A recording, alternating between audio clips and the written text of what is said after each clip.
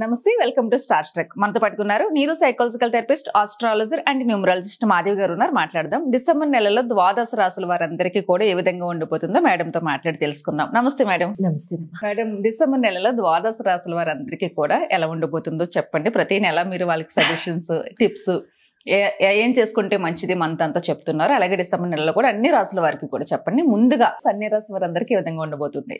ద్వాదశ రాశుల వాళ్ళందరికీ కూడా డిసెంబర్ నెలలో ఇప్పుడు మనం కార్తీక నుంచి మార్గశిర మాసంలోకి వెళ్తున్నాం. అందరూ చాలా చక్కగా పూజా పునస్కారాల్లో చాలా బిజీగా ఉండుంటారు. అండ్ ఒక మాసం నుంచి రెండో మాసానికి ఎంతో చక్కగా మనం ట్రాన్సిట్ అవుతూ ఈ మంచి పుణ్యప్రదమైన మాసాల్లో మనకి మన హెల్త్ రీత్యా, ఎడ్యుకేషన్ రీత్యా, అంటే మన ఆరోగ్య రీత్యా, స్కిల్స్ రీత్యా, ఇంకా కుటుంబ పరంగా, తర్వాత ఫైనాన్స్ పరంగా, కెరియర్ పరంగా, బిజినెస్ పరంగా ఎలా ఉంటుంది అనేది మనం తెలుసుకుందాం. కన్యా రాశి వారికి మీ రాశి లార్డ్ బుధుడు. అయితే బుధ భగవానుడు ఈ నెల రెట్రోగేట్ కూడా ఉందండి. రెట్రోగేట్ అంటే ఏం భయపడాల్సిన పని ఏం లేదు, కాస్త స్లోగా మూవ్మెంట్ అనేది ఉంటుందంటే. మీకు సకల ప్లానెట్స్ యొక్క గోచారం కూడా దృష్టిలో ఉంచుకున్నట్లయితే రవి బుధుల యొక్క సంచారం మీకు తృతీయ స్థానంలో, కేతు భగవానుడు ఒకటో స్థానంలో, రాహు భగవానుడు సప్తమంలో, గురు భగవానుడు నవమంలో, షష్టమంలో శని, శుక్ర భగవానుడు పంచమంలో, కుజ భగవానుడు 11వ స్థానంలో గోచారం చేయడం జరుగుతుంది. అయితే ఇక్కడ బుధ భగవానుడు రవి భగవానుడితో కలిసి తృతీయంలో అని మనం చెప్పుకున్నాం కదా. అయితే ఇక్కడ ఏమవుతుందంటే ఫోకస్ చాలా బాగా ఉంటుంది, ఇబ్బంది ఏమి ఉండదు. కానీ ఫోకస్ ఉంటూనే ఉండదు. స్కిల్ సెట్ ఉంచుకుందాము, మనం పెంచుకుందాము, ఇక్కడ మనం ఏదో ఈ టైంలో మనం జాయిన్ అవుదాం, ఈ సర్టిఫికేషన్ జాయిన్ అవుదాం, ఈ స్కిల్ సెట్లోకి వెళ్దాం, ఈ విద్య నేర్చుకుందాం అనుకుంటారు, కానీ వెళ్ళలేరు. కొంత స్లో అవుతారు. సింపుల్గా ఒక రెమెడీ చెప్తాను మీకు. నవంబర్ 25వ తారీఖు దాటిన తర్వాతే మీరు ఈ వీడియో చూడడం జరుగుతుంది. కాబట్టి మీరు డిసెంబర్ నెలలో కనీసం ఒక ఫస్ట్ 10 days వరకు కళ్ళుపు నీళ్ళలో వేసుకుని స్నానం చేయడం మొదలుపెట్టండి. రోజుకి ఒకసారి కళ్ళల్లో ఉప్పు నీళ్ళు కళ్ళలో పోసుకోవద్దు. మళ్ళీ మాధవి చెప్పింది కళ్ళు మండే అనొద్దు, సరేనా? రైట్. డిసెంబర్ 10వ తారీఖు వరకు మాత్రమే, అక్కడి వరకు చేయండి, చాలు, సరిపోతుంది. హెల్త్ పరంగా కనుక చూసుకున్నట్లయితే స్కిన్ ఎలర్జీస్ లాంటివి ఇక్కడ రావడానికి అవకాశం ఉంటుంటుంది. సడన్ ర్యాషెస్ కానీ, అర్థం కాకుండా ర్యాషెస్ కానివ్వండి, అటువంటివి, క్లాత్కి సంబంధించిన ఎలర్జీస్ కానీ రావడానికి ఆస్కారం ఉంటుంది ఇక్కడ మీకు. అయితే ఇక్కడ థ్రోట్ ఇన్ఫెక్షన్స్ రావడానికి అవకాశం ఉంటుంది. మాట రాదు, మాట పుడుకుపోతుంది, గొంతు పుడుకుపోతుంది, గొంతు రాదు. ఒక్కొక్కసారి జలుబు, దగ్గు, రెస్పిరేటరీ ట్రాక్ ప్రాబ్లమ్స్ వచ్చినప్పుడు గాలి వస్తుంది. ఎప్పుడైనా అయిందా?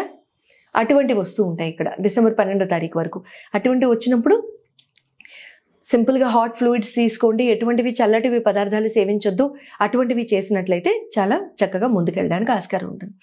ఇక్కడ ఎడ్యుకేషన్కి సంబంధించి అయితే మీకు 5th house లార్డ్ శని మీకు షష్టమంలో గోచారం చేయడం వలన ఇక్కడ ఏమవుతుందంటే మీకు ఆగిపోయి ఉన్న యాక్టివిటీస్ ఏమన్నా ఉన్నా సరే, ఎందుకంటే శని కూడా డైరెక్ట్ అయిపోయారు కాబట్టి చాలా చక్కగా మీకు ప్లానింగ్ అండ్ ఫోకస్ పరంగా అయితే మీకు ముందుకు వెళ్తారు.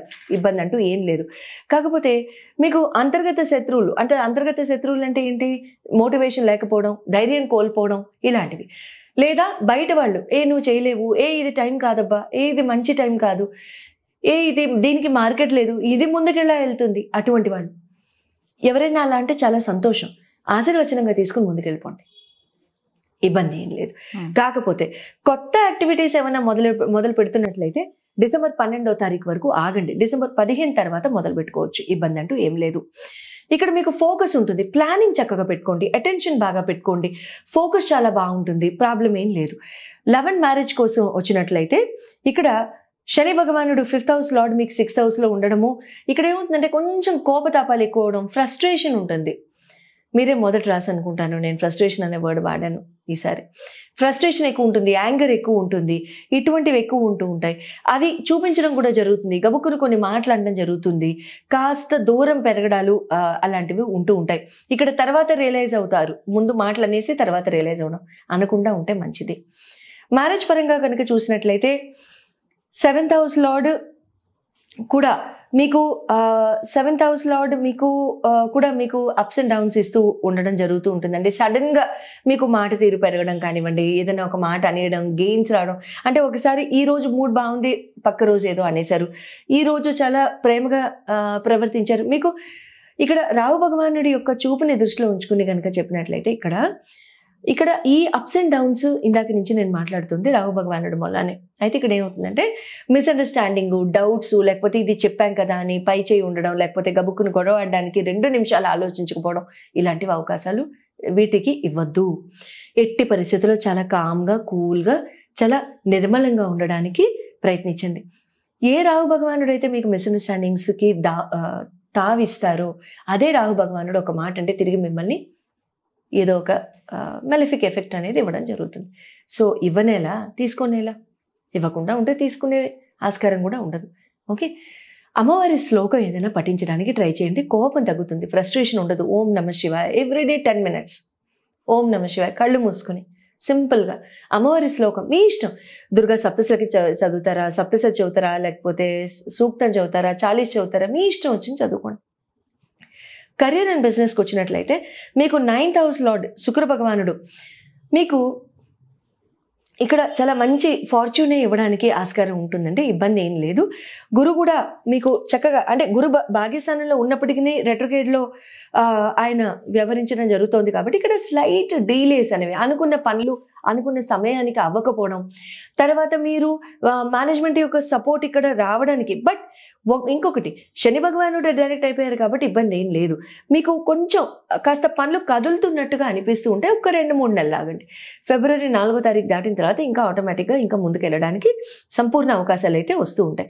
కేతు భగవానుడు వల్ల కూడా ఇక్కడ కొన్ని వర్క్స్ అండ్ యాక్టివిటీస్ అనేవి చాలా వరకు స్లో అవ్వడం, డిసింట్రెస్టెడ్గా ఉండడం, డిస్రప్టెడ్ వర్క్స్ అవ్వడం, అంటే ఏదైనా పనులు చేస్తున్నా సరే అందులో ఆగిపోయి ముందుకెళ్ళడం, ఇలాంటివి అవుతూ ఉంటాయి. సింపుల్ అండి. వినాయకుడికి గరికతో పూజ చేసుకోండి, వినాయకుడికి బెల్లం ముక్క పెట్టుకోండి. బుధవారం కనీసం గ్రీన్ కలర్ దుస్తులు వేసుకోవడానికి ట్రై చేయండి, సరిపోతుంది. కానీ ఇదల్లా 15వ తారీఖు డిసెంబర్ వరకే. 16వ తారీఖు డిసెంబర్ దాటించిన తర్వాత అంతా మంచిదే. ఇప్పుడు దాకా నేను చెప్పేదల్లా రివర్స్ అయిపోతుంది, ప్రాబ్లం లేదు. ఓకే, శుభం భూయాత్.